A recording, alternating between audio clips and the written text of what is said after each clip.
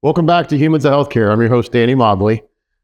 This next conversation is going to stack up to the best we've had to date. Now, Humans of Healthcare is always about asking anybody who wants to tell their story to come on and just let us know who you are. We believe that your stories will impact healthcare executives, clinicians, and other people who are associated with healthcare. But I also have this sort of crazy knack, this quirk, to go out and pursue people that I find intriguing.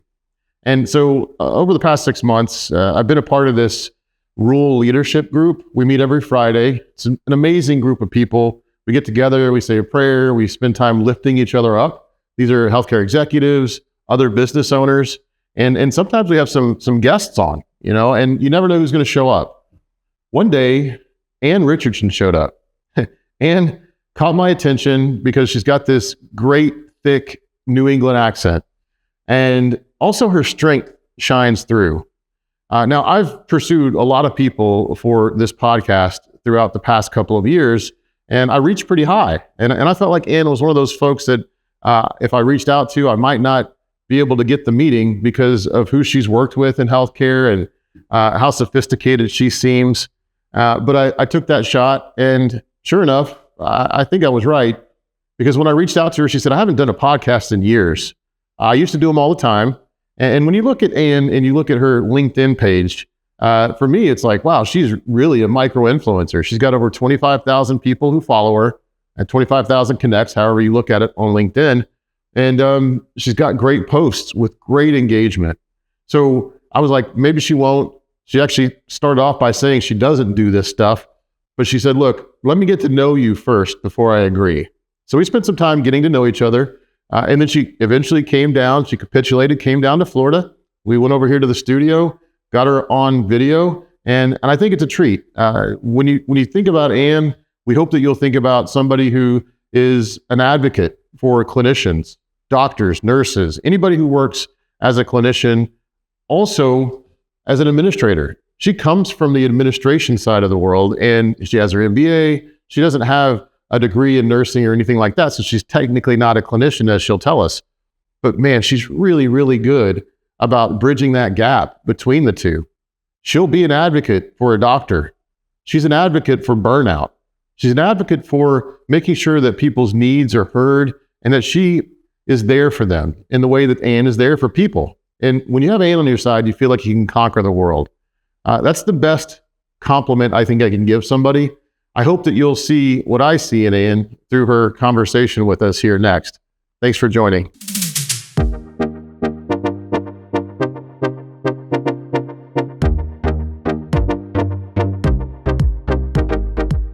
I'm on this Friday call, every Friday, brought together by a lady named Michelle Sexton.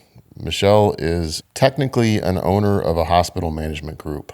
Right, so she'll go out to rural hospitals, in some cases buy them, and in some cases manage aspects of a hospital. But she's hyper focused on rural hospitals and emergency departments and physician-owned organizations. And she came to me about 8-9 months ago and said, "Hey, I think we should get leaders together from the rural health community and have a call. Start the call with a prayer." Have a lot of positivity and get people from their isolation to open up a little bit, and then have a prayer to end and just feel good. And she said, "What do you think about that?" And I said, "Well, I could definitely be on board with that, because I was just starting my entrepreneurial journey." And so we're rocking along. We're getting more people to come on the call. Sometimes people show up, I have no idea who they are, and they're just there. And you were one of those. One day you were there. And after that call, we had another call, coincidentally, that there was a vendor that was like trying to practice on us, right? Do you remember that? I was on that call as well, yes. Yeah, so It kind of went from the Friday rural leadership call to this vendor who was doing a practice run of their presentation, and you were on that call. Yes. Because there's not a lot of time to talk on the first call. Yes. We only have a little, small bits of time to talk about anything, because we're all being considerate of each person's time and what they're saying. But on the second call, that's when I got to hear you talk. and you had so much command, but you were so focused on helping this entity and this person you never really met before, you know? Okay. So like this was something that I hadn't seen, but then you were able to also articulate what you do, you know, in the way that you were talking to this vendor. And I thought, wow, that's pretty cool to have somebody, and this is my interpretation when I first saw you talk, somebody that can speak clinical and speak administration and bring the two together to get results. Yep. Right. That's exactly what I thought. And I thought, what a powerful person. And then I started following you on LinkedIn, and it just furthered what my thought was. Like, she's posting things that are, number one, dear to her based off of her experience. And she has no agenda. She's just trying to make the world better, bring people together, and, you know, make healthcare better. Like, there's just something that drove you that wasn't for you. It was just, you're driven by helping people. And I mean, it just comes across the way that you are on LinkedIn through writing, by the way. This isn't video. And, you know, most things are video. So it's like, I'm learning about you through what you're writing. And I don't really read a lot, right? I bypass the written stuff. Interesting. Yeah. And then I saw who was responding to you, and I saw all their comments, and you were getting people fired up in some cases, and they should be fired up in some cases, right? And so you're not afraid to say what you think and say what you feel, and you'll also protect those that I think need protection in some cases when it comes to healthcare. There's dark corners that nobody talks about very often, and you talk about them, but you don't expose people. You just talk about the dark corners and help people, I think, who are going through things that are isolated, you know, because that's an isolating place to be, in a dark corner by yourself. And I've done some of that in my work, so I was just drawn to you. And then I was like, it only makes sense to get you on this show. You're a human in healthcare, and you're looking out for people in healthcare. So that's why I reached out, is to, you know, hopefully tell your story to the world in a way that you'll be proud of and it will help other people. No, and I appreciate that. And so I remember both of those meetings with Michelle.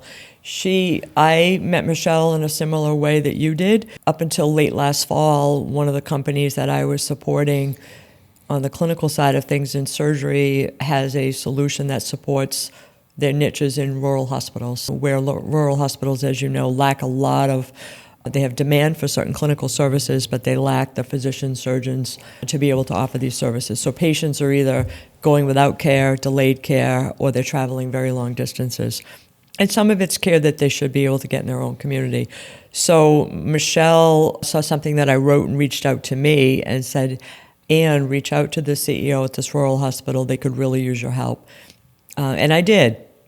And it ended up that, you know, that CEO transitioned out of that hospital and went somewhere else. But again, it was somebody that Michelle was supporting through her consulting work in rural hospital leadership. So Michelle and I stayed in touch. And then she invited me one day. She said, I think you'd like this group, and why don't you join us and see what it's all about? And so that's how we met all of you. But to your point, a very short meeting, not a lot of opportunity to really understand who was who and where they were in this space. But nonetheless, it was clear, because Michelle is very selective with who she invites. And everybody mission-driven and is in a space today where they feel deeply about the value that they add based on their experience and the work they're doing today. Then that second meeting, yes, that was a company. I met them for the first time then. Had never heard of them, never met them, didn't know anything about them. And Michelle invited me to that meeting and just simply said, Ann, I've done some work advising them. I think the world of them. They're a veteran-owned company. They have significant experience in medicine, and they have a solution that I really support, and I think you would be interested in learning. And they want to do a trial run of their presentation. And so they did, but I couldn't help myself by, not in a critical way, but to give them feedback as a former hospital administrator in a leadership role and a medical group leadership role. I was the gatekeeper. Yeah.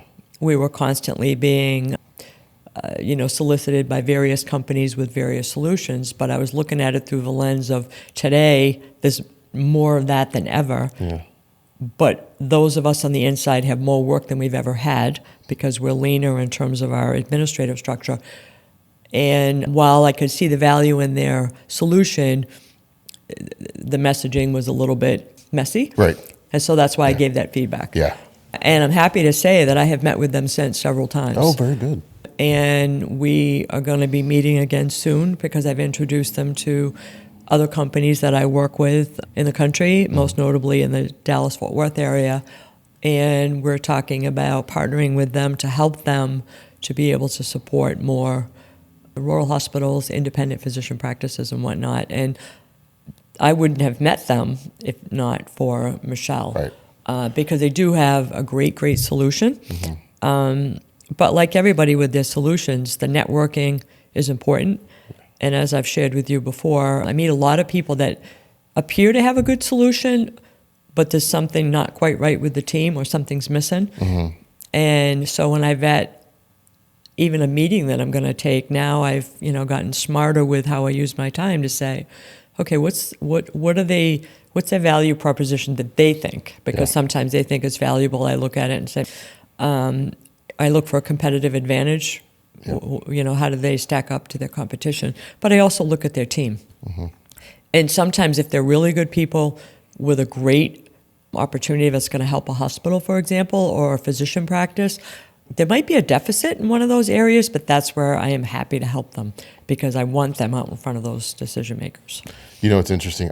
I think good people is making a big comeback. Like there were times where in the past 30 years where good people wasn't something that was immeasurable, but the more really talented, really successful people I talk to, they're making that higher and higher on the priority list for who they'll spend their time with. So you're reinforcing something that I'm seeing take hold, and it's not an exact measurement, but you can determine who's good, right? Well, and when we think of success, what is the definition of that? It means it's different to everybody that you ask, and a lot of people will define success with some financial number. Yeah. And for me, that hasn't been the case, because if I measured it that way, I would follow a lot of shiny objects and follow the money, Right. and my financial situation would be very different. But I am to a fault, and sometimes it doesn't bode well for me, but I really care about, the ultimate mission with everything that we do is about serving the patient. And so as a lay, I refer to myself as a lay MBA administrator that a lot of people love to hate, but the fact of the matter is, it's us who, while you may be on the front line with your patient, we're on the front lines vetting solutions. And you should appreciate the fact that we're going to come to you with partners in partnership about innovative, creative ideas, especially if it's a clinical solution. The clinicians need to make those decisions. But it's us away from the bedside that are taking the time to vet and to listen and to learn and share and bring it back to you. And my style always was we're going to do this. Of course, people would resist that. It's what do you think? But conversely, give the clinicians the same respect that when they come to you to say, Ann, what do you think? You give them that time. Yeah. And together you make a decision. Yeah. But so that's success. The success is identifying a challenge. That's another thing. I tend to not use the word problem because I really feel that everything has a solution. Sure. So I look at it as a challenge. And the challenge might have a solution that will take us years. It might take us minutes, but it's still a challenging journey, but in most cases is a solution. And so whereas if I say a problem, it tends to have like a fatalistic kind of image in people's mind, and it paralyzes and shuts people down.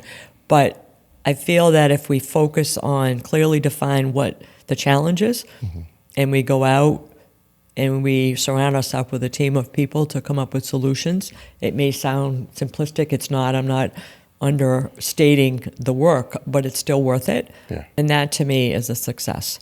Yep. And for me right now, I'm an independent consultant. I am not aligned with a consulting firm. I've done that in the past. And one of the challenges with that is that while you may be backed by a large team at a large organization, their standing operating procedure of going in and getting things done wasn't always aligned with mine, because I am a bigger fan of hospitals are financially challenged today in most cases, as are medical practices, whether they're independent or owned by a system. get in there, do your assessment, define the opportunities, come to an agreement, and come up with a plan to implement some of these change management, opportunities. Yeah. And scope creep with a lot of consulting firms is common and how they make money.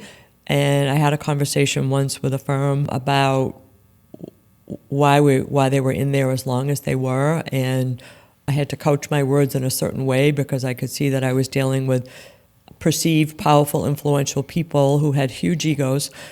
And I said, I'm boots on the ground embedded with these practices 5 days a week, and you're remote. And I had to find the nicest way to say it. And I said, but when you're boots on the ground, root cause analysis is, the outcomes are very different than when you're doing something in a Teams meeting. Right. And I perceived this, and I had to use the word perceive, even though I knew for a fact what. And the doctors, of course, and others behind closed doors said, thank God you're here, you get it. But I couldn't sell it to the firm. And they teased me. They said, boy, you're a terrible consultant. They said it to be funny. And I said, yeah. And they said, because that's how we make money. And I said, well, you see, that's a problem for me, because one of the challenges we have in one of these divisions that we were working with, it's a huge hospital with multiple divisions in the service line, is they say they can't afford nurses. Scope creep with the amount of money we're spending, and you've been here 3 years. I said, you want to do the ROI and talk about how many nurses we could hire? I was done. Yeah. They didn't want me back, but I was okay with that. Right. I was okay with that.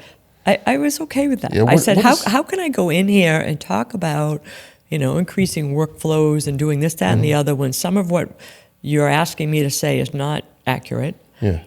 And I can do the math. I come from a finance background in healthcare. I can do the math. Yeah. And I am ethical, and I struggle with that. So that's my long response to defining success, because those people said, you're a terrible consultant in that regard.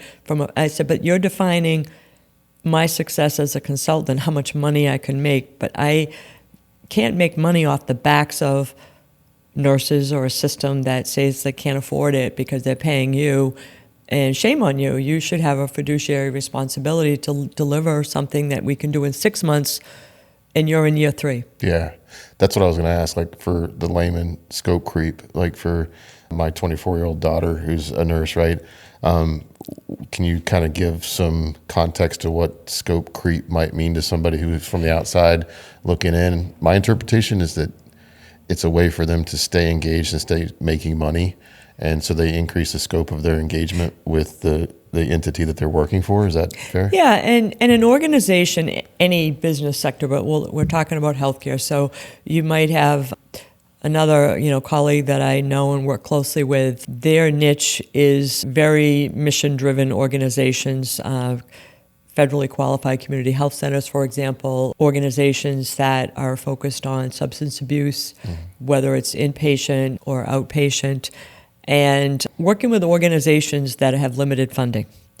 And so while people with subject matter expertise might be able to come in and do an assessment that addresses a lot of opportunities, the organization will say, we don't have the budget for that today.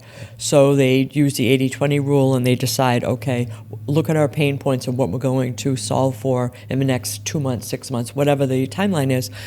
And so, an ethical group of people will say, okay, and they're going to commit to that. And then they're going to give them a scope of work that says, we're going to do this work, this is the team, and this is how we're going to approach it. And then that organization says, okay, this is our team, and what do you need for data reports, that type of thing. And you commit to a timeline. And depending on the work, it might be a 30-day deliverable, 60 days. And so you keep it within their budget. But other organizations and other, consulting firms may have a bigger budget and a bigger team, and they may have the name and the brand to be able to get in there and extend something longer. And it's not necessarily intentional, but they get into the system and they could be there for multiple years.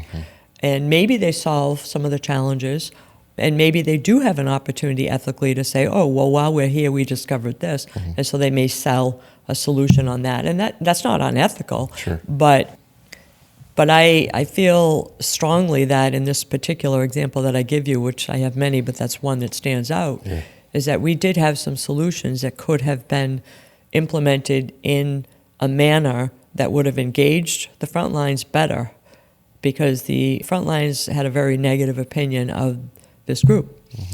Because they could see right through the fact, but they're not listening, they'd say, or they're not, we could, and even though they were physicians, they were nurses, they were administrative folks that might not have been financial experts, they were smart enough to kind of do quick and dirty math to say, this is ridiculous. I would imagine, Ann, it's very expensive for you to be here because, they put me up in an apartment, they flew me there every week, I had a car, and they paid me. And it is expensive. And so, some teams and consulting firms like to get in and stay in for quite some time because part of the challenge with consulting as an independent consultant, but even with these bigger firms, is the constant marketing of feeding the pipeline.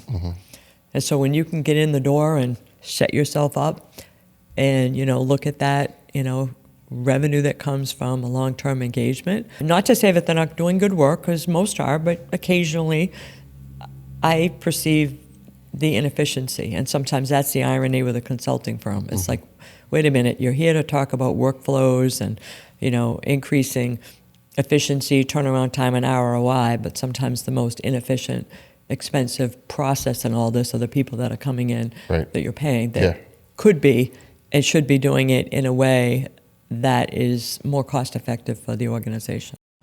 This episode is brought to you by Downtime Trace.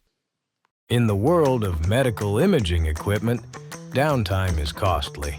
Finding the right service options and determining if they are available shouldn't drain energy from medical professionals. Every day, healthcare workers face unique anxieties. It may seem small to some, but not knowing which local service experts are available, their qualifications if they're competent, when they are available is an unnecessary energy robber. With Downtime Trace, you can easily book local service technicians and get real-time notifications on your phone, similar to those you're accustomed to from mobile apps in your personal life. Once on site, service technicians capture a video of the problem they observe, diagnose the service needed, and provide a clear service plan with an estimated labor and parts costs and completion time. Familiar technology matched with decades of experience, track parts and service progress, and get the right updates when it makes the most sense. Once the service is completed, view comprehensive service data and rate their performance. Technicians gain greater autonomy by choosing independent jobs, while Downtime Trace ensures they receive payments within days compared to the many months that typical payment terms take. Downtime Trace ensures seamless communication, better and faster compensation for independent technicians, and complete transparency in service management. Download Downtime Trace now and take control of your medical equipment service.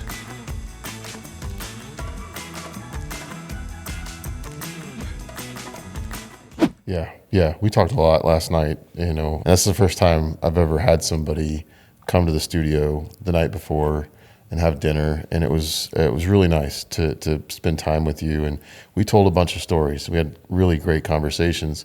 And to me, you're somebody that will help somebody by not going and catching the fish for them, but giving them the fishing pole and helping them learn how to do it themselves so they can be self-sufficient and walk away. But to me, you're also somebody that can hold up a mirror to people. And one of the stories that you told twice now to me that I love is there was a surgeon that you worked with in the past that gave you, I think, a compliment by saying, you're the only one that I'll really listen to a no from, right? And I'd love for you to kind of tell that story. I don't want to miss the opportunity for you to tell that story. So again, I mean, in the career that you have in healthcare, you have a lot of things said to you. They're not always complimentary, and you have to be seasoned enough and strong enough to take it from where it comes. Yeah. And I've also worked with some extremely difficult personalities, but I didn't take it personal either, because I, as the years went on, got to know the industry enough to know and understand where they were coming from and where their pain was and their strife. And often it wasn't personal even with them. It was them feeling frustrated because people weren't listening to them, and they were always raising their voice over a patient care issue. And so I could cut slack on that all the time because, I'm thinking of this is a surgeon or this is a nurse, whatever the case may be, and maybe they're more emotional and louder than the next person. But on the other hand, they're not asking to go home early, or they're not asking to go home to their child's soccer game, which they were entitled to. They weren't. It was always about a patient. So I could always align myself with them and say, okay, let me hear your story and how can I help you? Yeah, so I had a surgeon once say to me, I can take no from you, and when you say no, and I took that as a compliment, and I said, why is that? And he said, because I know that you've done your homework and your due diligence, and when you say no to me, you tell me why, and you're not saying no just because you're in a leadership position and you can, whereas others will say no just because it's a power and a control thing, and then they turn on their heels and you see the back of their heads. And I never really understood why they said no. Yeah. And I never understood what the next step were. He said, so not only do you say no, but you sit with me and tell me why we're at no today, but you tell me or you engage me on how we're going to get to yes and what the next steps are. Mm-hmm. And we talk about the solution. So you give me the time and the respect to tell me that it's no today, but these are the reasons why, but here's what we need to do. Okay. And I respect you for that. Great point. And in that particular case, that was not a surgeon that I worked for, but I worked with based on others that I worked with. And it was actually, I was the administrative director for an anesthesiology department for more than 9 years in a large academic medical center. And so with that, I worked with surgeons as well. Yeah. And based on what I was doing with capital equipment acquisition, which for anesthesiology is quite expensive, but it's a pretty black and white thing. You cannot perform surgery without having safe, quality anesthesia equipment. So it had something to do with that. But I love that he said that. Yeah, me too. And along the same lines, over the years, one of the things that people have described me as a doctor whisperer, and it's kind of funny, and I was kind of embarrassed by that at first because I don't take compliments well, and I didn't really know that was a good thing for people to say. But what it was, and it's played out many times in my career, and so now I look at it and I embrace it, is doctors that were perceived as being difficult, which really upsets me, and upset me then and upsets me today, because doctors, physicians, surgeons are often labeled in a very demeaning manner, and has pitted physicians against administrators and others, rather than just sitting and listening to a physician and what is it they want, and what is it they want to tell you. 99% of the time, you really should have listened to them, because really what they were asking for was pretty basic. Yep. And if you were the patient, you want us to listen to that physician. So I would be asked to go meet with a certain physician on a certain challenge, and it might have been an IT challenge during an Epic implementation, let's say, for example, or whatever the case may be. And it became kind of a game over the years, because it was like, oh, send her in. Even if it was someone that I didn't really even work with, they said, she seems to have a way. And, I remember one person had said, well, I'll text you, I'll give you 30 minutes because nobody wants to deal with him. And I'm thinking, really? That's kind of odd. It's kind of rude. And I went in and we had like hours-long meeting, and we came out kind of like shaking hands and hugging and smiling and laughing, and loved the surgeon. Yeah. And they were like, oh my gosh, like, what was that all about? And I said, well, he was wonderful. And they said, really? He's, difficult. And I said, well, I asked him to tell me his story about what are his challenges in this large hospital system. And he's a trauma surgeon, and people have a perception of trauma surgeons. And I said he was the most compassionate, empathetic, like lovely man. Yeah. And told me what his challenges were and what the team's challenges were, because he was chief. And I was new with that group, and it gave me a good start and foundation for some of the challenges that I was going to face on their behalf. And I went so far as to say to the person that asked me, I said, he was on the interview team when I interviewed, and I said, I'll tell you now that I'm hired and I'm here. But the rest of the people that interviewed me, I probably needed a mirror to see if they were alive, because they had no they weren't Like they were breathing, yeah. they weren't very engaging, Yeah. and they were kind of flat, even though they were surgeons, which was interesting. I said, but he interviewed me in a very engaging ideas that he had, and hey, if we hired you, this is what I'd want to do. And I said I was very energized and enthusiastic from that moment. Yeah. I said, so this was a continuation of that conversation. And he viewed me as a person that wasn't a yes person, nor was he, Yeah. but that we were going to engage executive leadership above us in a way that was going to not benefit us as individuals, but benefit our patients and our team. Wow. Because they struggled with retention and recruitment. Wow. And so people asked me, the first person that called me, the Dr. Whisperer, what's your secret sauce or what's your magic? And I said, nothing, just listening. Yeah.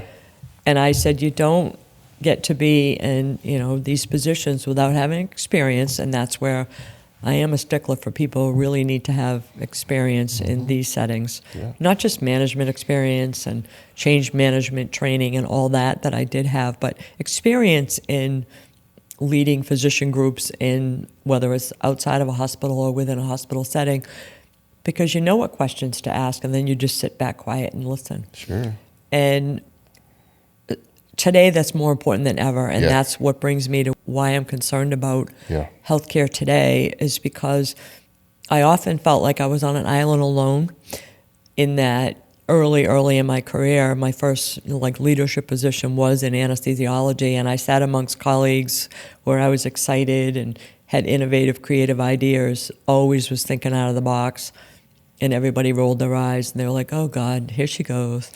And they were like, you'll become us one day, and you'll get used to being in this large academic medical center where no one's going to listen to you. And basically, you're wasting your time. That's and awful. What I wanted to say, but I couldn't say, was, oh, my God, if I end up sounding and looking like you, just Yeah. my career's over, because Yeah. that's not why I'm here. Yeah. But I was respectful, and they were right to. There was very bureaucratic, extremely bureaucratic. And in my roles with administration, was overseeing research finance as well. So I had a relationship with the medical school. I had a reporting relationship, but also to the hospital, and I also reported to the medical group. So I had three Wow. lines of Very bureaucratic. Yeah. yeah. But everything that I did was tied to patient care and education. And so I felt like, okay, I'm in an educational organization, so of course they should listen to my proposals, because aren't we all about, well, I found that it wasn't always the case in an academic medical center, that didn't necessarily work that way, but I never took no for an answer. So in matters of patient safety, quality, I was often told, well, you're an administrator, what do you care? Or you're not a nurse or a doctor or whatever. And I'm thinking, oh, but this is my job. And I always went back to that, what I always called then, and now it's even a fiduciary responsibility. That's why I'm here. Because they're in the OR, or they're wherever they are in the surgical ICU, the clinic, and I'm paid for them to rely on me to build and support an infrastructure for them to take care of patients. That's my job. Yep. That's something that, as we've talked, you've mentioned a couple of times, that and I've seen it too, by the way, it's like they even go so far on TikTok as to have like parodies making fun of hospital executives and administrators. And so they're getting a bad rap to a certain extent, right? So, right. And so that's why today we have hospital systems that are challenged financially. And even though, people that might not understand the flow of finances might not understand the external pressures that hospital systems have with regard to the Medicare and Medicaid reimbursement that is significantly underfunded, and how that hurts a hospital system.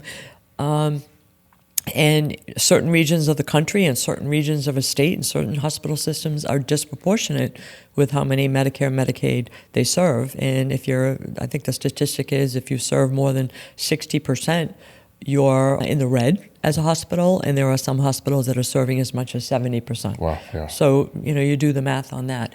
So you could have an amazing chief executive officer and chief financial officer and an amazing leadership team, but to no fault of their own, they're struggling financially. And there's this perception that everybody in the C-suite is paid too much.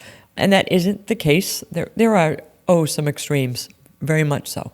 And I would be the first to admit that there are some systems in some organizations that there's a lot of bloat administratively. And I'd like to see hospitals be, and this is not a blanket because there are many hospitals that are already lean. And when we ask a hospital to decrease the bloat and the overhead expense, be careful what you ask for, because you end up taking people in leadership roles and they're wearing even more hats than they did 2 years ago, 3 years ago.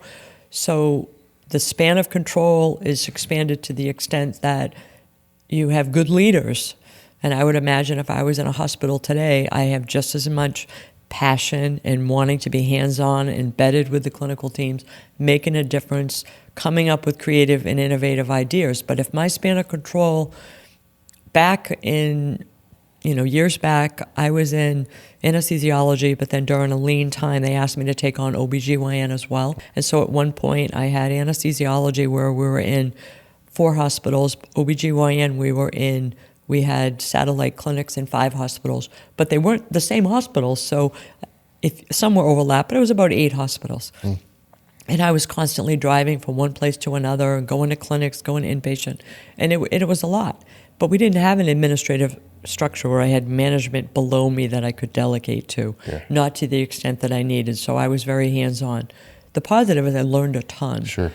But today, it's even more than that. It's even more burdensome. And it's burdensome because as years have gone by, I didn't have a lot of people like me that I work with that were like me then, and today there's even fewer. Sure. And so they don't have the institutional knowledge, they don't have that training and experience, and a lot of them are exiting, and they're looking for something else to do. Yep. And so you have a lot of really good people who are very effective. And I've had these conversations with many people in my role, as well as nurse leaders, physician leaders, and they're feeling challenged because they're sad and disappointed that they don't have the ability to be as effective as they were maybe even 5 years ago. Oh, man. So they're feeling like they're regressing?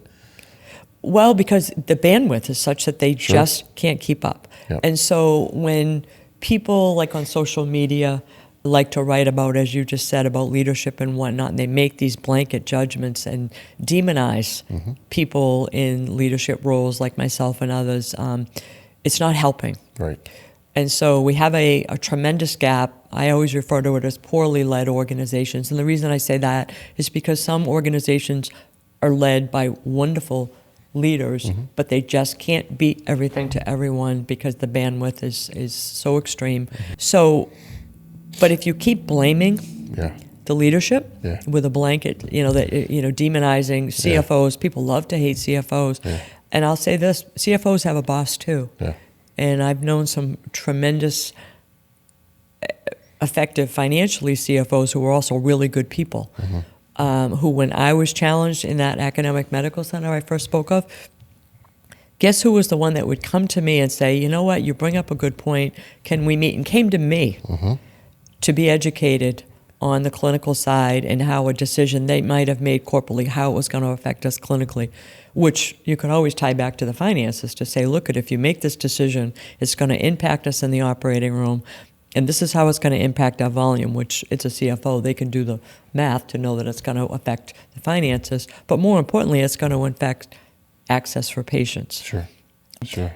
They took ownership. So I stand behind saying that there are some amazing CEOs and CFOs out there, and others, CNOs as well, and other executives along the way, but the volume is what I call on screech a lot in terms of the level of blame and almost sheer vitriol, almost hatred towards anyone that has an administrative title. And I've said to a lot of people that if you continue to do that, those people are going to go away. So it's kind of like, brushing your teeth. Don't brush your teeth. It's okay. Your teeth will go away. Those people are going away. Right. And they are. Yeah, that's right. Because who wants to go to work every day? Like somebody like me was very mission driven from an early age about wanting to care for people with how I was raised. And I had some, clinicians in my family and friends and mentors along the way that I didn't, at a very young age, set that path for education and then for training to go to work every day and not want to make a difference. Right.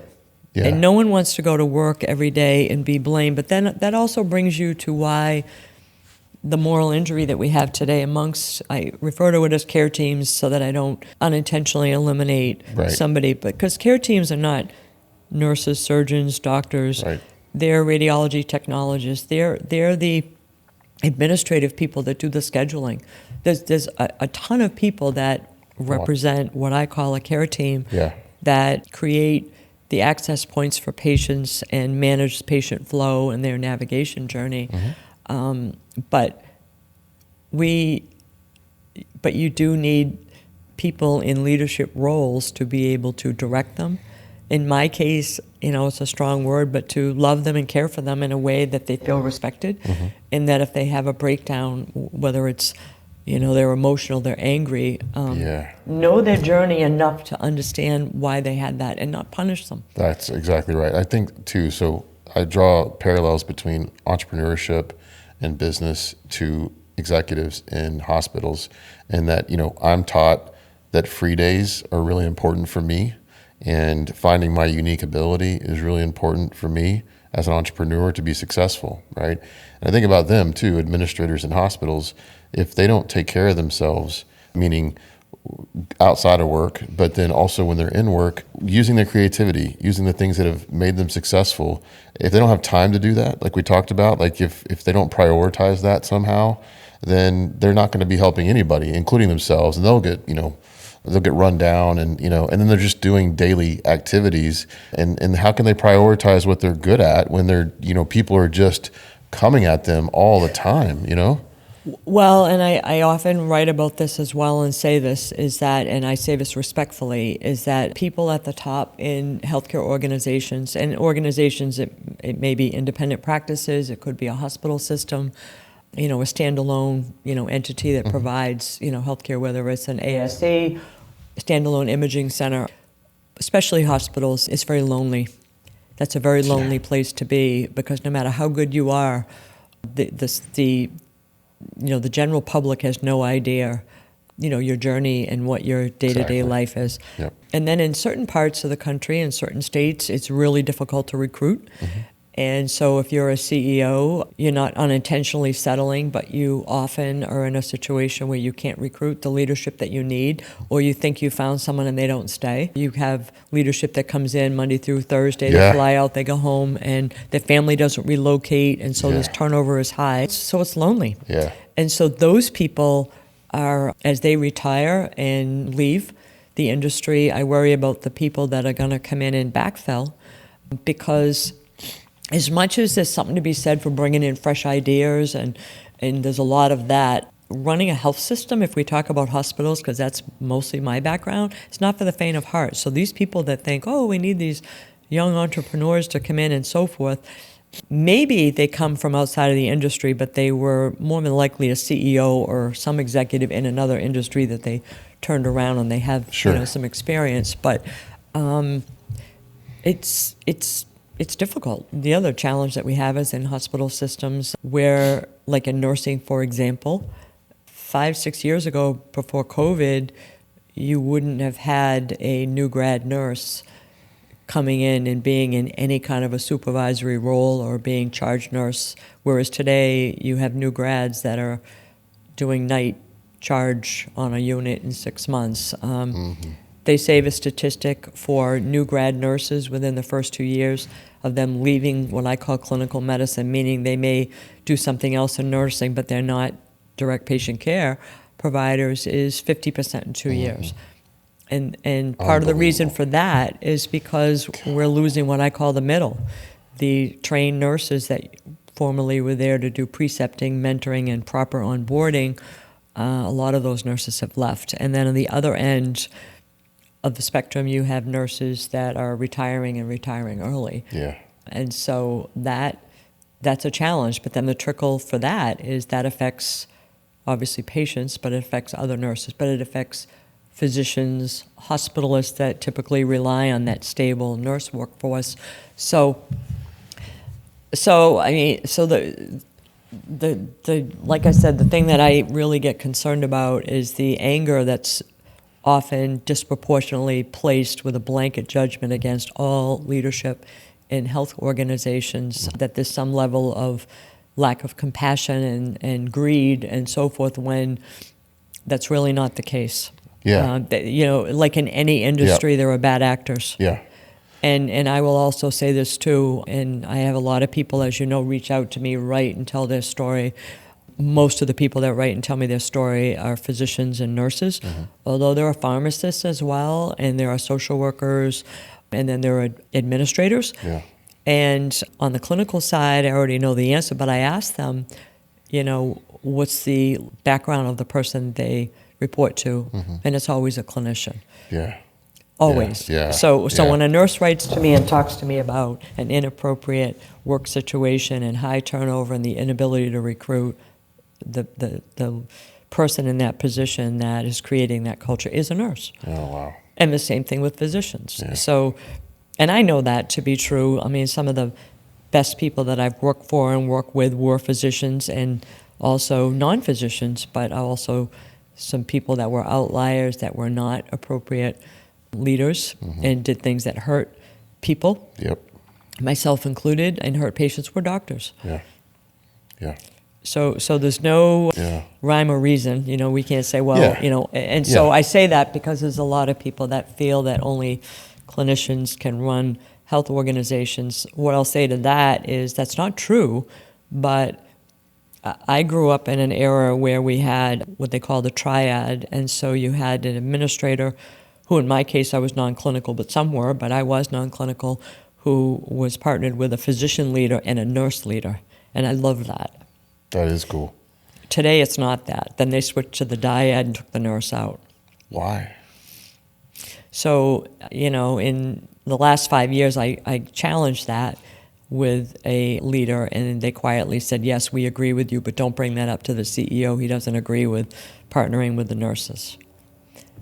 That tells you something, Yeah. right? Yeah. And so for me, even though you may not formally have that structure, you're hard-pressed to find a setting in a health organization where there isn't a critical component and role for that nurse. Sure. So I didn't need a formal structure to have me go seek out the nurse Right. and learn and Right. say, Totally. So Yeah. nursing is a huge, huge part of what we do in healthcare. Yeah. And as is, physicians. But then I also say care team, because nurse practitioners, Yeah. physician assistants play a key role, and then all of the other disciplines. But having respect for that whole care team is critical for leadership, but it's also important for that care team to know what the role is of leadership for them. And in fairness to clinicians who I've seen being very critical, if I were in their shoes, I'd be critical too, because from where they sit, they're like, this organization, let's say, or this person has never done anything for us. They don't meet with us. They don't listen. So that's where I am in agreement with them, is that I feel that people in leadership roles need to be physically and consistently present. Great. Not just an email blast and this Right. virtual world that we live in. It's not good enough. Yep. And not like that, I don't even like the term rounding or shadowing and whatnot, because sometimes it's comes across as a check the box exercise. Right, totally. Oh, we know that every Monday they're going to, whatever. And there's all kinds of, jokes about that. And some of them are appropriate because the organization has earned that reputation. But instead, early in my career, long before I knew anything about, I ended up being lean trained. I got certified in various, systems transformation and operational excellence programs. But before I did that, I learned the value of showing up in what we would call being, going to Gemba, before I knew what that was, because when physicians came to me and said, we need XYZ, I'm a very visual person, and what they needed was equipment, and it was going to cost us a few $1 million at a time where we were laying people off. Sure. But I had to go to the operating rooms to see for myself even though I don't operate these machines, I had to see for myself. And because one of my direct reports was coming to me with receipts that he needed to be reimbursed for duct tape and bungee cords. And I said, how can that be? Because everything we do through our, our supply chain, and we would be ordering. But why would a hospital need duct tape and bungee cords for the OR? And he said, you don't want to know. I said, oh, but I do. So I went, and once I saw and asked the questions and heard the story, the rest is history.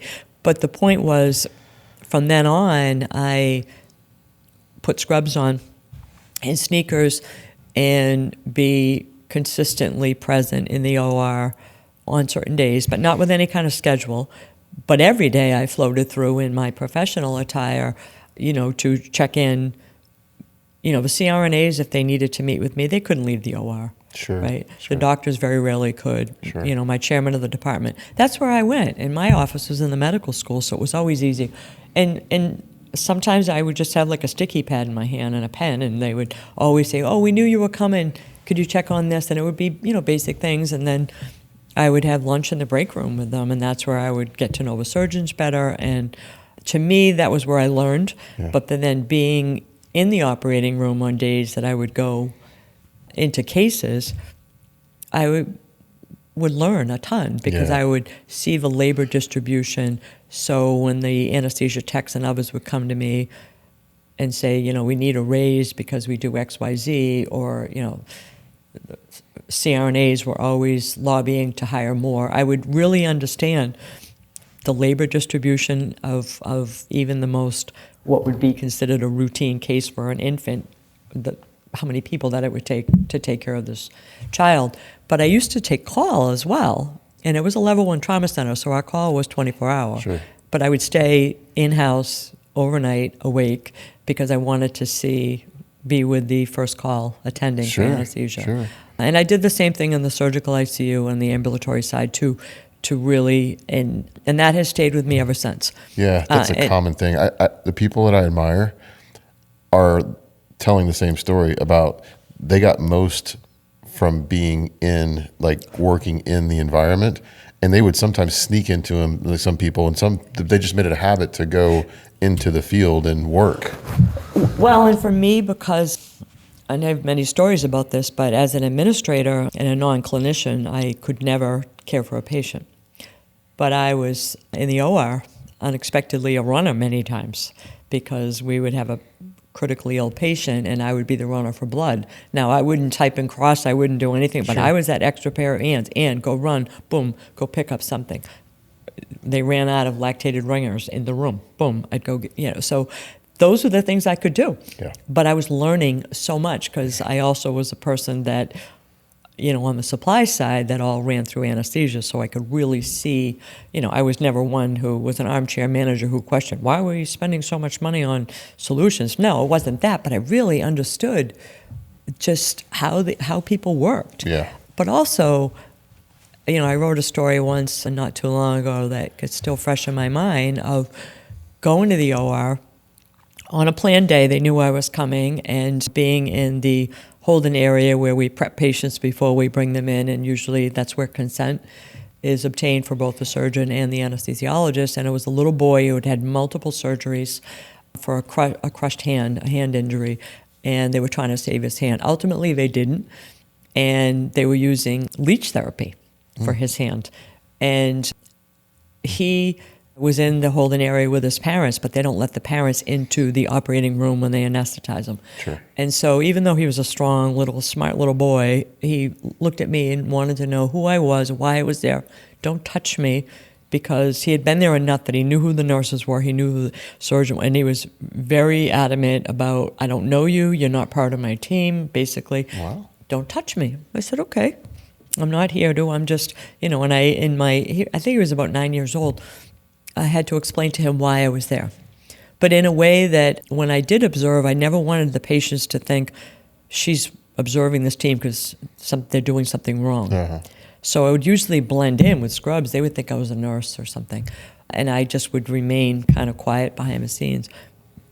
Wheel him into the OR, and then all of a sudden he got scared and asked me if I would hold his hand while they put him to sleep. So I went from being the person he wanted nothing to do with, and he made that clear, and everybody kind of laughed, and then we went in the room, and it was the sweetest moment because everybody had a job, but nobody was able to hold his hand because they all had a job. Great point. And then he asked me, would I be there when he woke up? And I was. And I said yes. And so I stayed, with that case. I went in and out of the room during his case to other cases. But when he went into the PACU, the recovery room, I was there when he woke up. But so for people who would say, well, how did you do your job? I'm like, that was my job. You just described it to me. That was my job. In the way that you described the thing you did for him, you're doing the same thing for the clinicians and the team members, but you also have the strength to go communicate what you're finding to people that need to know it, and you have the ability to influence, right? So it's not a control thing. It's you caring enough to be there holding their hand and then learning and then communicating. And those are very hard things to do on their own, but you bring them all together when you're in the environment that you're in, doing it the way you're doing it, and you create harmony in a place that's otherwise chaotic.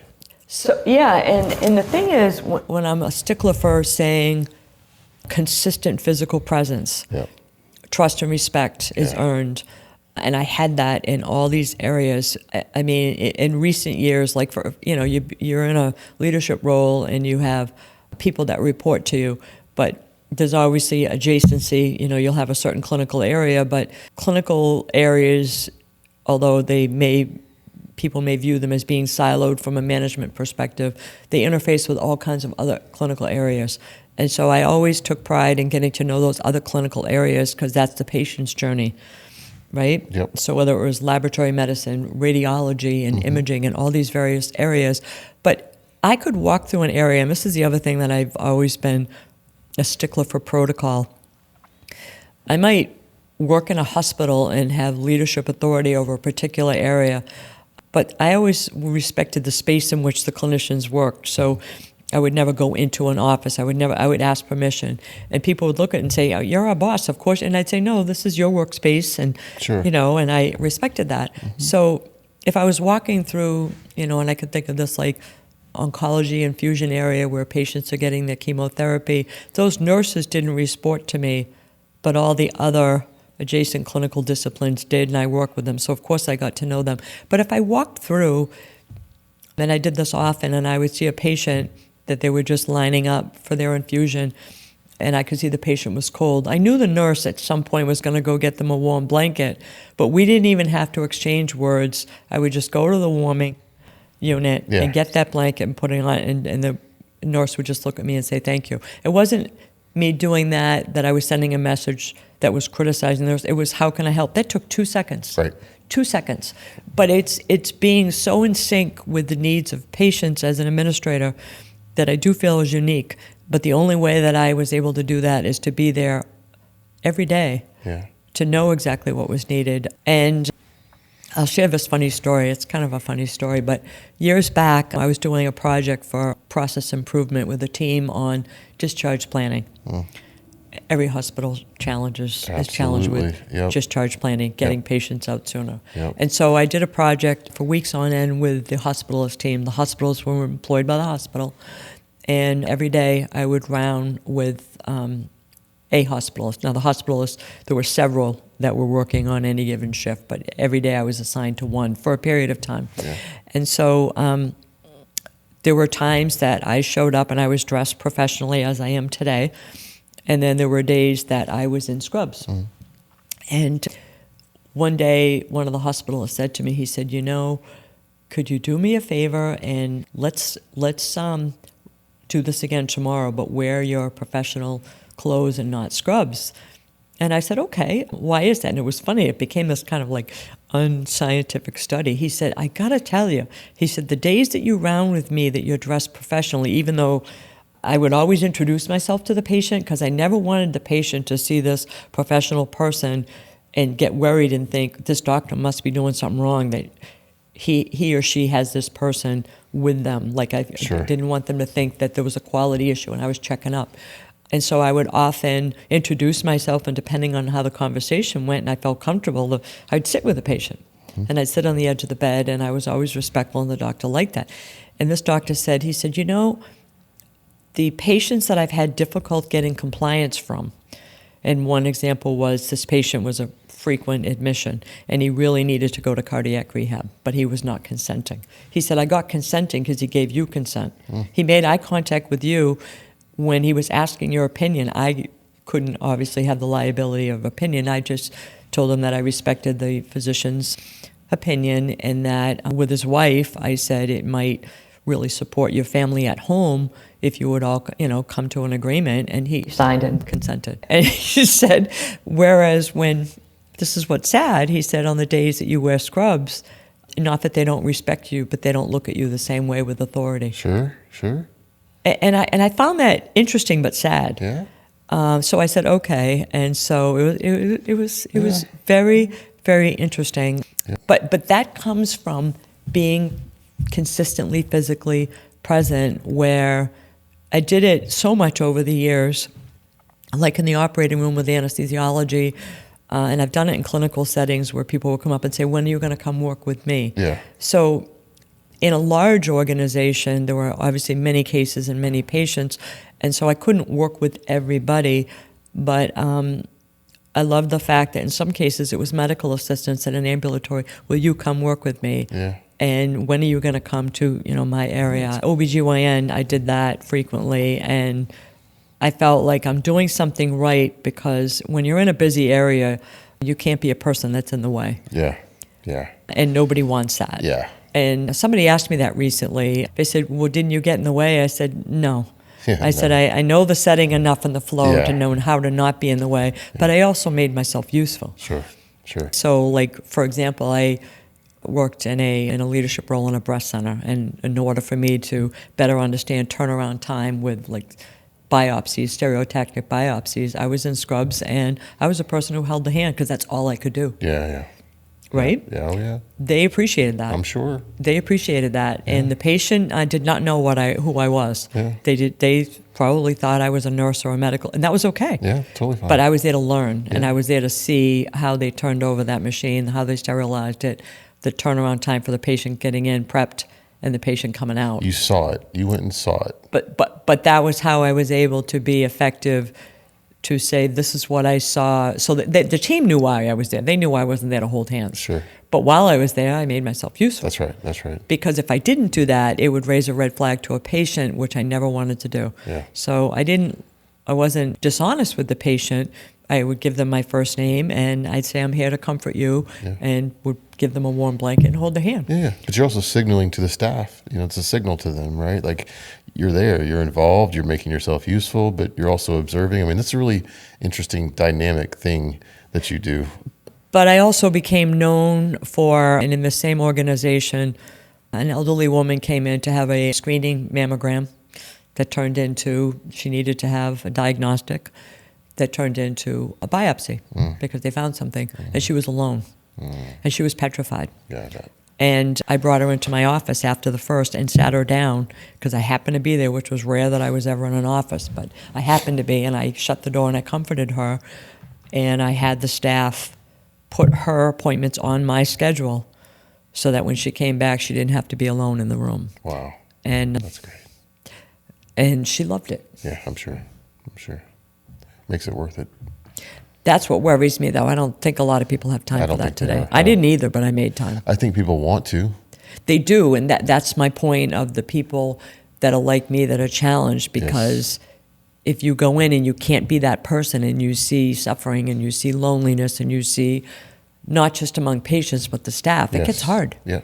It's hard to watch, Yes, and it is. I'm very empathetic, and that bothers me. Yeah. And I mean, you're trying to do what you can, but there's so many forces that are coming in that make it harder and harder, and you're seeing them too, which has got to be really tough to see what's happening. And how do you help? So I had a person in management who worked for me, and I'm sorry, this just bothers me. Thank you. She said to me, because in healthcare today you have these mandates to go to lots of meetings, and a lot of them are not very useful. Yeah. Yeah. And over the years, I would do my best to go to every meeting that I needed to, but occasionally I'd miss one. And I was in a hospital and I missed a meeting one too many times, and they wrote me up for it and disciplined me. Yeah. And I said, I'm sitting there with human resources. I'm thinking of humans of healthcare and human resources. I have a lot of stories about that, and my boss. Yeah. And I said, before you ask me if I'm going to do this again, because the way you're talking to me, I feel like a child, I'm going to save you time and tell you I absolutely will skip this meeting again. And they said, we appreciate your honesty. And I said, well, here's the thing.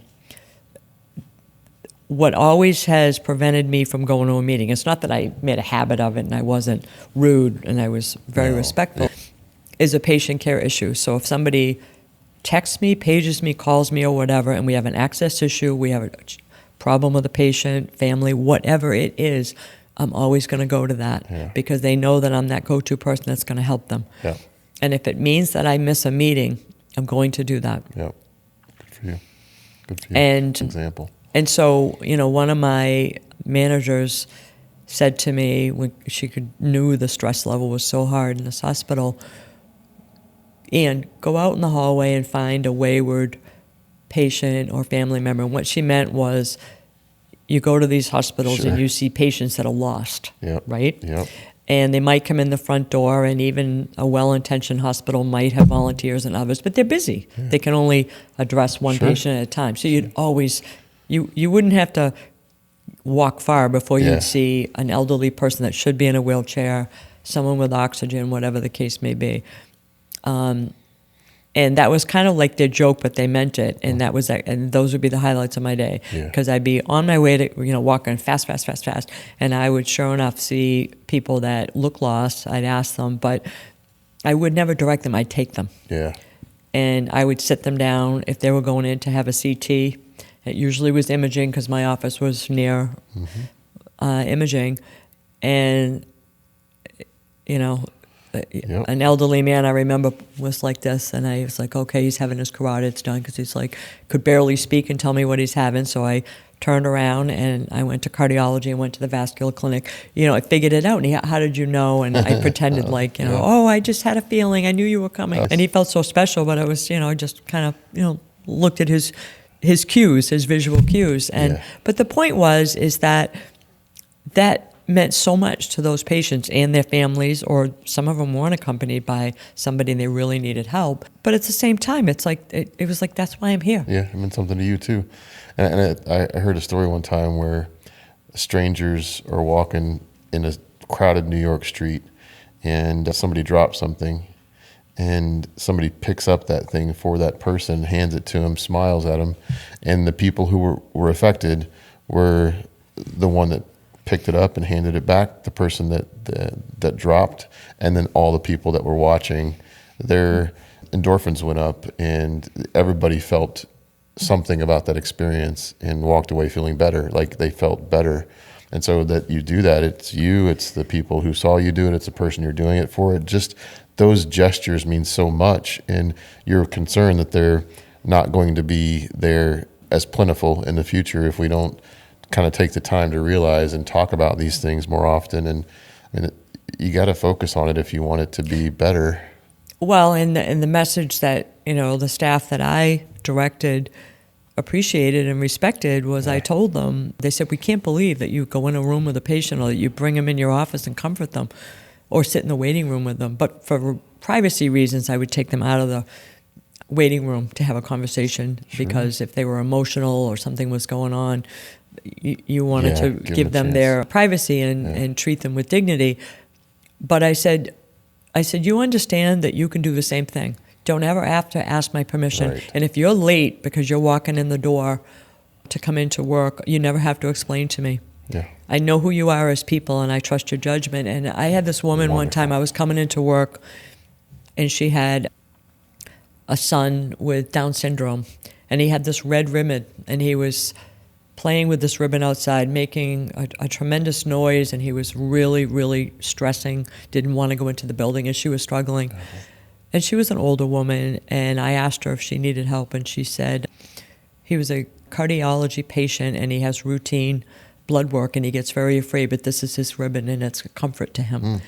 And he was nonverbal. And so I didn't know how to manage him per se, and I didn't want to. I said, but can I help you? And she said, yes, anything you could do. And I just somehow got his attention with the ribbon with him. And as we did it, we walked into the building. And fortunately, the lab, ambulatory lab, was like right there. But anyway, I went in, and it took a while, but got him in there with her and stayed with her until the tech came and they did their thing and they went along their way. Yeah. A few minutes later, I went into my office, which happened to be around the corner, and an older gentleman came in and introduced me, and he said, I'm a pediatric cardiologist, and that's my patient. I watched everything that you did. Oh, my gosh. And he said, I wanted to come in and introduce myself. And he was retiring, but he said, I watched that. And he said, nobody ever does that. And he said, he said, of course I do and my staff. He said, but I saw you in the parking lot and you went through the whole entire journey. And I said, yeah. I said, but that's why we're here. He said, but I just wanted to thank you because a lot of people don't view it that way. And I know your job is probably stressful and you had things to do. I said, true. I said, but that's having those experiences that I don't even think twice about pausing and helping is what makes the next task I might have to do more palatable, right, because it smooths it all out. Yeah. Because that is why we're here. And patients are messy. They're complicated. Yeah. They're sick. Yeah. Yeah. And in this, we'll go back to where we started. Why did I reach out to you? Because you're special and you're wonderful. And, Thank you. like I don't know, I don't get to say that very often to enough people, but, all those things that you've done led you to this point. And, I think people watching and people who've watched you over the years, they're going to get that right away. It's just, they want more of it. Everybody wants more of what you're talking about, and it's happening. It is happening, but let's talk about it more often, Yeah, and so the space that I'm in today as an independent consultant, it's not something I sought out based on my background, which is healthcare operations and finance, strategy, business development from a clinical perspective in terms of being part of systems that are building, satellite clinics, that type of thing, or building a new, service line. So on the independent side, I support today independent physician practices. A big focus of mine, because of a group that I work for, is in the DFW region in Dallas. And you're in Maine. Just I'm to in be Maine. clear, yeah. So I'm originally Yeah. from Boston. Yeah. From my accent, you Yeah, probably yeah. detected It's that. And I was recruited for a position in Maine in a hospital. That's how I ended up there. Most of my work is remote with travel, so I can live anywhere, which is great, or work anywhere. So the independent work that I do today, which is a different focus of mine for the last 18 months or so, is I've worked with benefit consultants, independent third-party administrators who administer benefit plans, independent physician and provider practices, and health systems. And so where the health systems come in is the third-party administrator that I've come to know. One of their niches is building health plans for health systems that want to have their own health plan, both for their workforce yeah. as well as sell it to employers in the community for favorable rates, but also with access to their hospitals and their providers in the community. Sure. We augment that with, because a lot of hospital systems don't employ enough physicians, namely primary care physicians. So the independent groups that I work with are largely primary care. Out of that, I've developed relationships and partnerships with other companies and services that augment and service that mission. But that's how I met Michelle as well, and how I ultimately met you. So with that work, like for example in Dallas, there's some smaller hospital systems that are challenged with getting steerage of patients to their hospitals when you're in a place that has great large health systems, Dallas, namely Baylor Scott and White, which is a great health system. Yeah. But there are other hospital systems that are smaller that can't compete on the same level with Sure. service lines and whatnot, but they still would like to be able to provide a service in their Gotcha. local community. Gotcha. So, Yep. so it's interesting, but a program that I've thought about for a couple of years, how I view my role and how I am personally and professionally, is, if you're familiar what a doula is in the maternal health. No, tell me more. I kind of unofficially used to view myself as, a doula, meaning that person that would provide comfort measures, not clinical, but comfort measures to my care teams. Because sometimes the surgeons and nurses, or whoever they were, knew that I got it, knew that I understood, knew that I cared about them and their patients. And sometimes, there were times where there was a medical error, and that clinician or surgeon would cry and would be afraid that they were going to get in trouble. And so, of course, I would take them through that process with risk management and others as appropriate, but I also comforted them as a person to know that they're human. Yeah. It's okay. Yeah. You didn't come in here today to make this mistake, and this is what we're going to do. And that's the value that is often not there, not because people don't care, but because they don't have the time. Sure. And it's very comforting to care teams. And I feel like today, where you read a lot about, there's a lot of rhetoric out there with burnout, and burnout leads to moral injury. That's all true. But a lot of those people, they need the comfort to know that they matter, that certain strife that's in the system, that they may feel that they're losing control in their voice and their autonomy, because that's a very common complaint, but that they don't necessarily need a wellness program per se, because a lot of people are selling wellness programs to hospitals, and I'm not saying that I'm discounting that, but sometimes they just need to be listened to. Yeah. And have somebody on a routine basis, a team of people that literally go around and but it needs to be, and this is what I say, is that if you have a person with a seasoned eye and a trained ear to know what to look for, just kind of like I did with rounding with hospitalists for discharge planning. There was a very specific reason I was there, but the patients had no idea. Sure. No idea. But I also was able to observe the hospitals to say, oh my God, why are you doing that? And look around, who else is going to do it for me? And I'd be amazed at some of the things they had to do. Right. Because there was a shortage of care managers and nurses, so that these doctors were doing a lot of administrative and nursing tasks and I respected the fact that they actually did it. They didn't complain about it, they did it. Yeah. They worked very, very hard. So a doula program, I've talked to a few surgeons and they go, Ann, we would love that. That's a great idea. Yeah. But that would also be a program that would be so well suited for nurses who still want to be in, let's say, a hospital setting or in a clinical setting, but they don't want to be direct care providers anymore, but use their clinical expertise and their ability to see and hear what a nurse would need or a doctor would need. That's brilliant. Or, a CNA would need, or a radiology tech and whatnot. And it would be able to be that support system. But it would be another program, and again, program can be kind of a buzzword and another expense. But I think there's value to it. Provided that the team is made up of people who have experience in all of these different in the setting and be comfortable, because it would need to be a person that is comfortable going to the operating room, going to the ICU. You know what I've done for my business? I think it's along the lines of what you're talking about. I've created this thing called a happiness meter, and I've simplified it to where it's red, yellow, green. And all you do is send it out to somebody and have them indicate where they are. And then I have methodologies for what to do when somebody's in the red, yellow, or green. Sometimes it's good to get people who are in the red and yellow out for their own sake, for the sake of the entity. But then how do you really take advantage of the people who are in the green, who have the bandwidth, the desire, the right attitude to help others that might be in the yellow or not so far deep into the green? But it's the same, to me, it's like a similar thing, at least that's where my heart was. It's like, hey, let's try to figure out where people are, meet them where they are, and then try to strategize for how to move them through the happiness meter. This is business stuff, but you kind of have to, like you said, stop and pay attention and know what you're hearing, know what you're seeing, and know what to do with it. Otherwise, the people that you're asking this question to, what are they going to care if they don't see something come with the ask, right?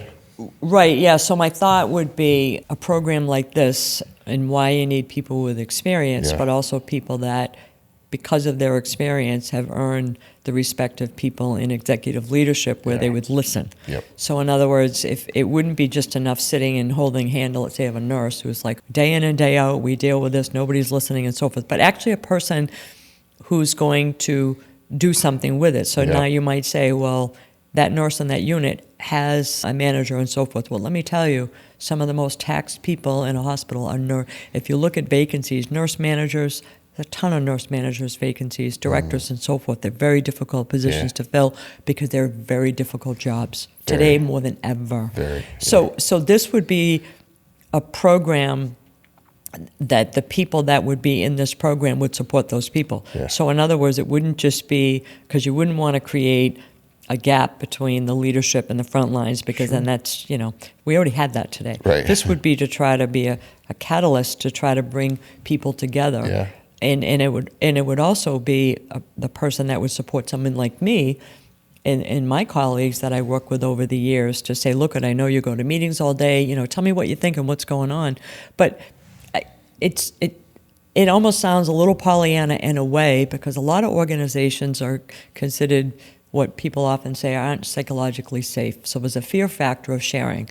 And so, it would have to be a program and a group of people that in the system would have to have enough psychological safety that if a person, let's say I created a team and there were 10 of us in a large system, and I was that person that was going to sit with you, that person would need to know that she's well-respected, trusted, and she's actually going to do something with this. And it wouldn't be promises, because nobody wants some person that's going to go around with a clipboard and say, oh, sure, I've done that, I can do it. No, but a person who is going to, collect ideas, and maybe in an informal way, because that's the other challenge that hospital systems have. Oh my God, do we have time to do another OpEx program, or all these various things? They cost money, they cost time, and we're also taking people away from their work again, right? And so people, as much as they want solutions in their areas, they don't have the time to go to another training program or certification program or whatever the case may be. And I know that over the years, some of the things that I was able to do weren't that difficult.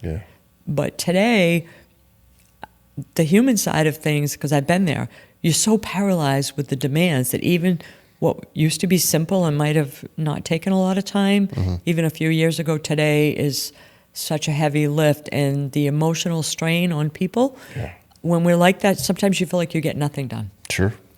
And so I liken it to like a doula program, where you're there to provide that comfort and knowledge that you're going to escalate, so that if there is something, that there's an opportunity where you can escalate something, not in a way that's going to put that patient, that employee in harm's way, but rather to bring people together. I love it. It's wonderful. To bring people together, and to me, it's a very mission-driven program too, because it's done out of love and empathy and caring, and saying, we're all in this together. I get it, and make people feel like they're not weak. And they haven't failed, and that they matter, and their voice matters. And you don't have to go to a meeting, and you don't have to do a lot of fancy write-ups, because that's the other thing. People will say, oh my God, I have to write one more thing, or I have to do one more report. And so I tell people that when a health system has people that go silent, you should worry. So sometimes when there's silence, that means they've given up the fight. And they are working in survival mode, which isn't good for them or the patients.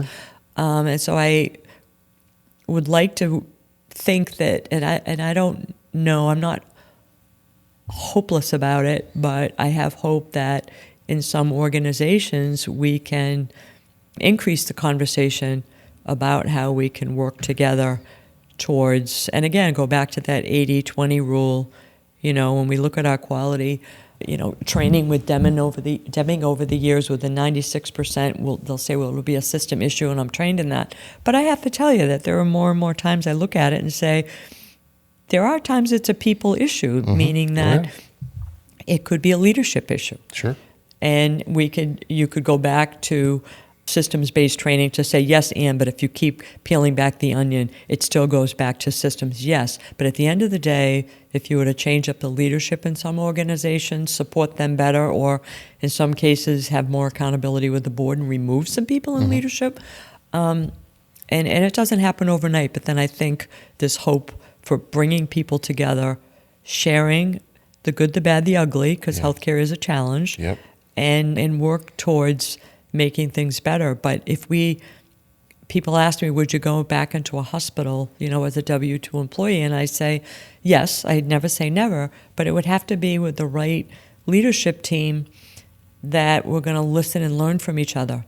And even though there's some tremendous subject matter experts out there in healthcare leadership and many things, but work with, I hate to use the term servant leader because people use that maybe too much and sometimes it's not deserving, but work with people who actually really care and are humble enough to listen and listen to the ideas and then apply that 80-20 rule to the pain and say, okay, we must do something about this particular challenge in this particular area, and then bring in the disciplines of the people who are actually doing the work. And in a clinical setting, it usually is nurses, technicians, social workers, psychologists, doctors, and so forth.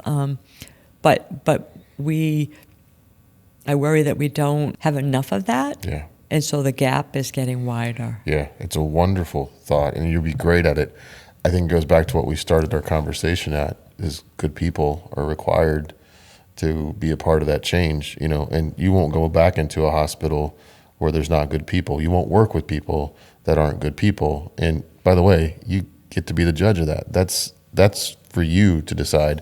And, I think just as much as we talk about good people, there are bad people in our industry that will crush you, they set out to crush you. And it's, they're just bad people. And so how do we recognize those along the way too? That could be something. If you have the right good people, how do we get the bad people out? Well, and I often use sports analogies when I write and talk about certain things. And I can think of organizations where the CEOs were not great. Yeah. And they had a really weak bench. Yeah. And a really weak bench. And part of it was because they might have been in an area where it was difficult to recruit, but part of it was because the CEO, that was the best they could do. Right. And there's a CEO that comes to mind that wore his badge of no empathy with honor. And he said, Ann, I don't do empathy. And with a smile on his face. And I said, wow, as a hospital CEO, you're really proud of that. That's not a good thing. Yeah. Okay. And so those on his team that were empathetic and were good, and some of them were physician leaders and others, they didn't do well with him. Sure. To no fault of their own, because they were empathetic, kind, compassionate, and smart people. Sure. So a hospital president in that scenario, was forced out and so forth, and others just came and went. But you have high turnover. Yeah. Yep. And so you have a really weak bench. And at one point, there was something going on with a clinical program, and he sought me out because he knew I would tell him the truth. But that worried people on his bench because they knew I told them the truth. Yeah. And he joked about that. And so I said that to him. I said, with some of the people you have on your team, you have a really weak bench. And he said, I know I do. But I said, but it's in some ways to no fault of your own, because we're in an area where it is difficult to recruit. And you thought you were doing, your best. You did your best. And I meant that. I said, but they're afraid of you. And he said, yeah. He said, I said, they tell you what you want to hear. And he goes, yeah, that's why I come talk to you. And I said, but that's a problem. That's a problem. Yeah. Why have them and why pay them if they tell you what you want to hear? Yeah. But you're smart enough to know that they're not telling you the truth. Yeah. Not that they're lying, but they're just withholding. Sure. And because there was a situation that led to that conversation where an executive that reported to him was insisting in a meeting that we execute something on a certain date, because that was kind of our target date that I was part of establishing. And I said, well, we're not going to meet that date. We have enough notice to regroup, but we're not going to meet it for this reason. And the reason we weren't going to meet it was because we didn't have the clinical staff to deliver. And this executive said, well, that's unacceptable because the CEO wants us to deliver on this date. And I said, well, I think when he realizes why we can't, he would agree with me that there's nothing worse than marketing something to the community that we can't deliver. We might not recover. Yeah. And from a branding and a marketing, from clinical perspective, and he insisted, just kept basically trying to get me to say that we were going to do it. And I said, well, I'm not going to say that to you because I know that I can't I can't hire, and the nurses aren't going to materialize. And it was a big RN issue. We didn't have the nurses. So, but this was also the same organization. When I asked them about a triad, they said, no, we don't believe in that. That was the same CEO. So you see, it comes back to bite you. Yeah. I said, well, that's unfortunate because I can't do this without nurses. So we're in this big meeting, and he kept, kind of butting heads with me. And I said, would you like me to meet with, the CEO? Because I can explain this to him and he'll get it. Mm-hmm. And I said, I'm not shy. And he goes, oh, I know you're not shy. And I said, well, I'm not trying to be difficult. I'm just trying to stop arguing this point, and let's just convey from a clinical perspective why we can't do this, in a month. Yeah. As a CEO, I want to know. I've seen so many CEOs make decisions without having all information, and then they're going to be the ones on the chopping block, right? And so, I completely agree with you. Right. And that was the other thing, too, is, and so it ended up that we did delay the implementation, and not that I was trying to be right, but for the right reasons. Sure. And the right reasons were all about the full complement of a care team to take care of patients. Wow. We cannot open the doors for this particular program unless we have these people in place. And it was pretty simple to me. Yeah. And the CEO got that. Yeah. And he appreciated, because he didn't want to be embarrassed. Right. And it wasn't really about him, but because he ultimately signs off on something, I didn't want him to be embarrassed. Yeah. And I wanted him to know, because if it failed, which it would have initially, what would you say? You would say, well, why didn't I know? And it was pretty simple. Yeah. But the bigger thing was the person who was afraid to tell him. There's a reason for that, and that's unfortunate. Sure. And so, over time, all these people transitioned out. Yeah. Either on their own or were forced out or whatever. But I kind of feel that, I do feel, unlike other businesses, when we're in the business of taking care of patients, it's often black and white, and you just tell the truth. And you, especially when it comes to risk mitigation. Mm-hmm.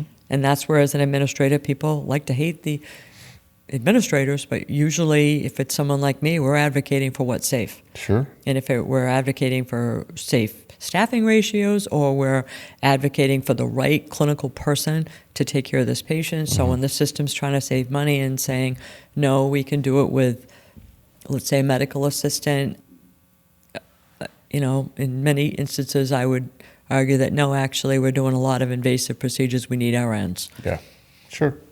Give us a business plan on that, because it would cost more money, but from a safety standpoint and turnaround time and all the things that you would need, you could often demonstrate where you would need a nurse versus somebody that didn't have that training and so forth. Yeah. Well, and so psychological safety is definitely something that we're talking more about. I think with social media, it's getting out there more often. It's becoming a more comfortable conversation. It's becoming a conversation.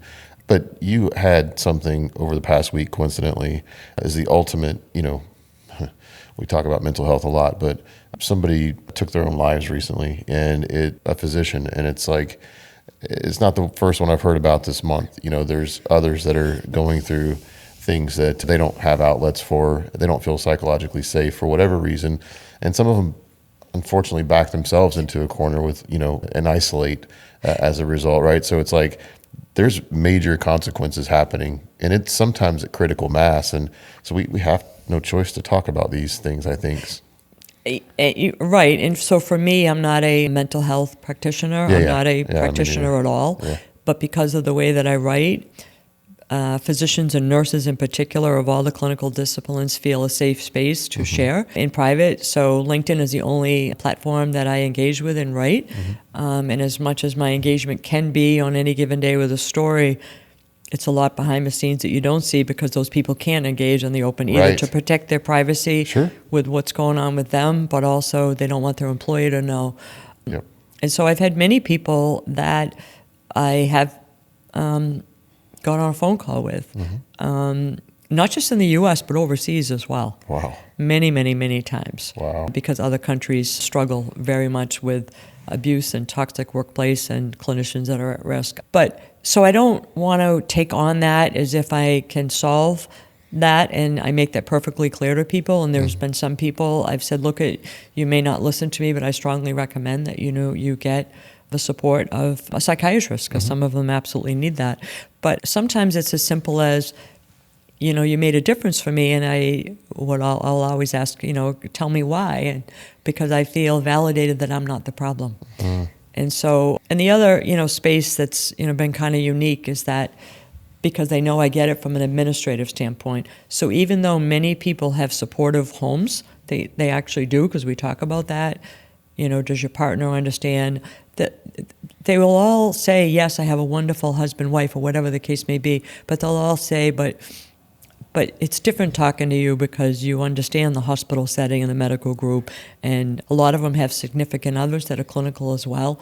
But it's a different outside party that validates them in a way that they can't, get at home. Sure. And in many instances, because I know the playbook well of organizations that aren't poorly run, and I will counsel nurses and doctors on how to give notice or what to do, because based on a story they're telling me, I can see where it's going. Yeah. And they always come back, some of them within a day or two, and go, oh my God, how did you know that? Yeah. That's what happened to me.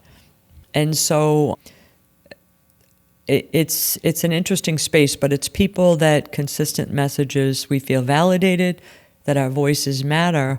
But what I've also written is that when I said for leadership out there, I said, I'm a virtual stranger to these people, at least initially. Some of them I've become now friends with. Sure. But I'm basically a virtual stranger to the masses of people that have reached out. And we have a problem in our industry if they're talking to a stranger about their most vulnerable, painful. Yeah. And it's not that they're reaching out to me anonymously, because once they reach out, I know who they are. Sure. So it's not like they're looking to be, a secret person. I know their name. I know where they work. I know where they live. But why can't they come talk to you? Right. I mean, 75% of our doctors today work for a health system, an insurance company, a private equity, or what I call a retail box chain. It's 25% or less that are in an independent private practice. And so for those that are employed, why can't we have organizations where, but if a physician or a nurse or somebody speaks up, they often get a label. Yeah. They're not in all systems, because many systems that's not the case, but the people that reach out to me, they work for the systems that tend to be toxic and abusive. Yeah. So they speak out, and it causes more problems for them, right? And some of them are actually notable organizations with very big names, very big brand names. I know, right? Very big brand names. And so and some of those systems are losing more and more doctors. And those doctors will tell me they're not even doing anything to retain us. Like, there's not even a conversation or an exit interview to say, why are you leaving, or what can we do? Some of them have such big brand names that the perception is that they feel that they have such a big brand name of new grads and others that, they're always going to be able to fill these employed physician and surgical positions. That may have been true, but I see where that's going to change. Yes. Because doctors today are different than they might have been even 10 years ago, where having a certain system on your CV of prestige was important. And today, doctors are coming out of practice and wanting, I hate to say the work-life balance, because that's another thing that people feel is an overused term, but they want quality of life. And they're coming out and wanting less call. They are more savvy about having their contract negotiated so that they have their time protected and so forth. But that's where also rural hospitals are suffering too. Oh, yeah. Because new grads are coming out and going to the metro areas where larger groups, they're going to private equity larger groups where the call is maybe they're on call one every 6 weekends. You go to a rural hospital and you're a specialist, you're that person on call every day or every other day. Yeah. Yep. So that's where rural America is hurting, because doctors are coming out and saying, I want to retire at 50. That's their other exit strategy. I'm not going to rural America where I'm going to be the only general surgeon. Yeah. And so that's a challenge. And the other thing I'll say that, people, I tend to stay away from this debate because I feel like I've educated people to the point where I can cut and paste my comments. And when I feel like I'm writing the same thing, then I stop, because it just gets old and it gets tiring, and it's usually the same people that you're trying to educate. There's tremendous criticism in this country from clinicians and people in healthcare with rural hospitals closing clinical services, OB being one of them. So we have deserts of care throughout the country. Yep. I say, okay, that's valid, but when a hospital has 2 births a week or 5, Right. and they don't have anesthesiology, Wow.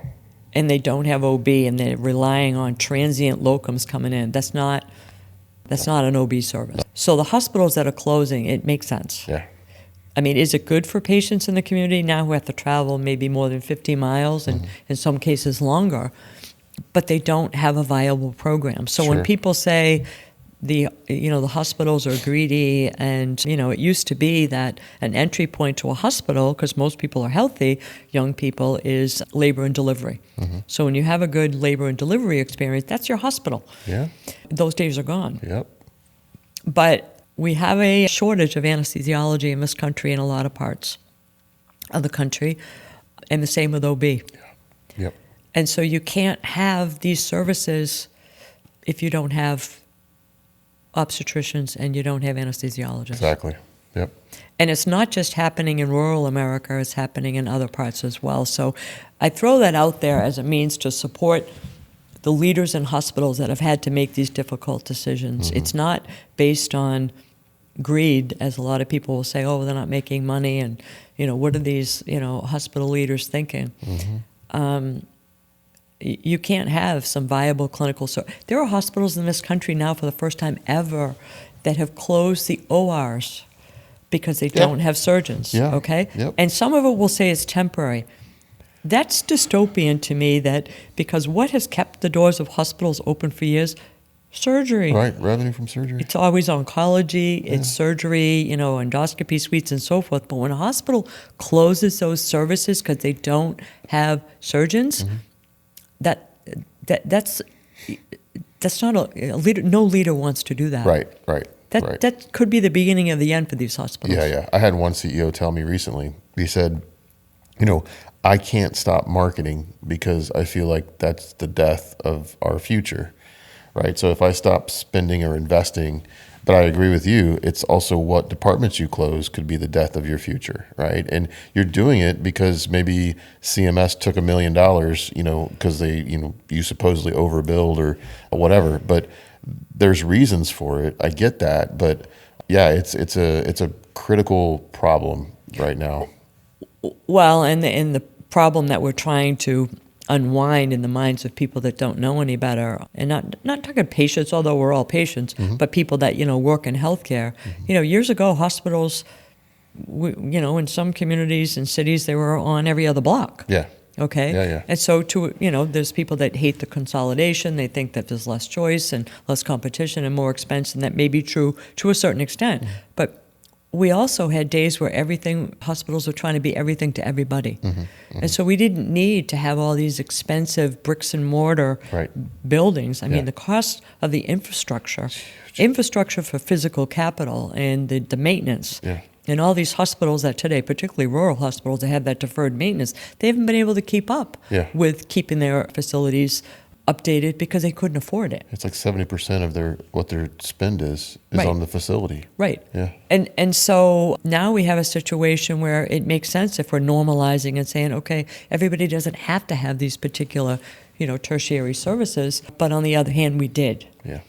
And so that's where, if I were a hospital, CEO, and I'm not, and I were to come in and look at some of these organizations and they were newer in their role, or even if they're not new, I'd kind of sit back and say, okay, when was the last time we did an assessment on all these services that we're spending a ton of money?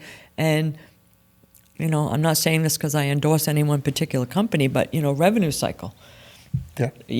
When a pain point to me is when people in healthcare, they're in healthcare, but they're not, necessarily well informed on the finances and whatnot. Yeah. And they'll say, well, there's 12 administrators for 12 FTEs for every doctor, and it's just not true. But what they don't realize is how many people are employed by revenue cycles in hospitals. Okay, it's not people like me who are out there doing what I do, supporting doctors and nurses. It's revenue cycle, because the revenue cycle in a fee-for-service reimbursement model that we have in this country is you've got teams of people that do Medicare, teams of people that do Medicaid, teams of people that do, all your managed care contracting and so forth, and it is very labor intensive. It's also an area of high turnover. It's also an area of persistent vacancies. Yeah. So any CEO or CFO that isn't sitting back and saying, okay, how are we doing in that area? There's a lot of opportunity for outsourcing there. Sure. Oh, yeah. A lot of, and Yeah, I know yeah. somebody would say, well, that would be a lot of people that would lose their jobs. And I'd say, well, not that I'm being callous, but with reductions of positions and vacancies and whatnot, vacancies anyway. Sure. But there just should be an eye for where can we do better with cutting expenses in non-patient care areas, but in the support services where we could outsource, whether it's supply chain, right? Yeah. Rev cycle. There's a lot of areas over time. Yep. And I don't mean to come across as callous with No, people not at losing all. their jobs, but those are also areas that are struggling to recruit. Yep. And so at some point you just draw a stake in the sand and you say, we're going to do an assessment, we're going to make a decision, we're going to vet companies, and that money that you save, okay? A lot of hospitals are losing money, so it's not like it puts you in the black necessarily, Right. but that money is going to help support your nursing, to make your nurses whole, maybe help support hiring, given a lot of hospitals employ physicians. That money can support the infrastructure that you need to be able to focus on retention. Because too many hospitals are not focusing on retention, they're focusing on recruitment and the expense on recruitment and the loss whenever you have a loss of clinicians at some point in time, and you see it now, you read Becker's, this, that, and the other hospital, they're pausing certain services. Kind of watching the ones that say pause, because I'm wondering when will they ever come back, Right. if ever. And if they don't focus on retention, that's going to be a permanent closure. For sure. Yep. Right? Yep. Oh, yeah. And so I look at assessing some of the administrative expense that a hospital has and says, how much can we outsource? Yeah. I agree. And when I say outsource, it's not just cutting the expense, but in some cases, you're going to improve the quality. Yeah. No, I'm a big, for my business's sake, a who, not how person, right? I don't have to be the one that does it. I could find somebody that's really good at it and they can do it more efficiently. Why wouldn't I? And plus, kind of 10 brains are better than my one. And if you're trying to hire from a community an expert on this thing that is going to be important, like in your operation, then what are the chances you're going to find the right person when you have a community that's less than 50,000 people, and how are you going to keep that like succession planning, and healthy? There's a lot to this. Like, you're not just saying that, there's a lot to this. Well, and that raises that point is where we're at today, which a lot of things have changed for the better. And so we have the implementation of technology. And with technology, I mean, everybody's, throwing around the use of AI. Yeah. And so AI, on the business side of things, and clinical too, and I won't speak to the clinical because I'm not a clinician, but I'm savvy enough to know how it can help. But I would say that the people that would need to validate whether or not we use AI for a certain indication for clinical have to be the clinicians. They have to be the clinical decision makers. Yeah. Okay, and not a clinician who's kind of sold out and is not at the bedside, but they're as part of some venture capital, startup or something, and they now are so far removed from patient care that they're trying to sell a solution, but Sure. maybe it's a solution, I don't know, but I'm leery on that. I still am aligned with the people who are taking care of patients, who are in the know, and who are going to be part of that decision-making Right. team. Right. But on the business side of things, there are so many things that can be outsourced, where years ago, like I harp on revenue cycle only because I've had to oversee revenue cycle in all the areas that I was overseeing, and a big black hole. Often a big black hole. Sure. Because you had turnover of staff, and you saw that charges sat, and even though we have electronic means to do things with EMR and so forth, there still was a delay with scrubbing, there still was a delay with claims not going out in time. Right. And then our own internal people with the appeals process and all the things that come with the payers, but those are all things that could be done remotely. And I'm not advocating that we go overseas either. I mean, this country, we have some phenomenal companies that do this, in the United States that have been doing it for decades.